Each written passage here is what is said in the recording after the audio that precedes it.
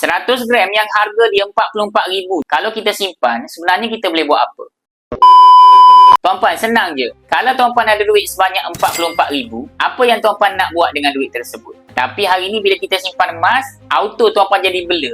Kalau 100 gram ni aku nak buat apa sebenarnya? Sebenarnya sama je tuan-puan, kalau tuan-puan convert dalam bentuk duit, barulah tuan-puan tahu apa tujuan tuan-puan menabung. Sebenarnya tuan-puan, emas ni dia lain macam sikit dari segi psikologi. Sebab psikologi bila menabung emas ni, kita rasa nak simpan, sayang nak jual. Tapi bila sebut sahaja duit, fungsi dia untuk kita berbelanja. Jadi bila tuan-puan ada 100 gram ni, sebenarnya kalau tuan-puan nak beli kereta Azia pun, tuan-puan boleh beli secara cash. Sebab harga dia lebih kurang RM44,000 tu. Lagi satu, kalau tuan-puan nak pergi menunaikan haji pun, boleh jual juga 100 gram ni untuk pergi menunaikan haji. Apa lagi kita boleh buat? Contohnya tuan-puan anak muda nak kahwin tanpa hutang. Tuan-puan ada 100 gram, tak perlu berhutang, pergi jual 100 gram ni dan boleh kahwin tanpa hutang. Sebenarnya ada banyak perkara yang kita boleh buat kalau kita menabung emas 100 gram. Jadi pada hari ni tuan-puan, siapa yang tengok video ni, kalau tuan-puan nak dapatkan 100 gram di tangan saya ni, macam sebiji macam saya pegang ni, pertama sekali tuan-puan boleh tekan pautan dekat saya punya profile, pergi daftar akaun emas Gap.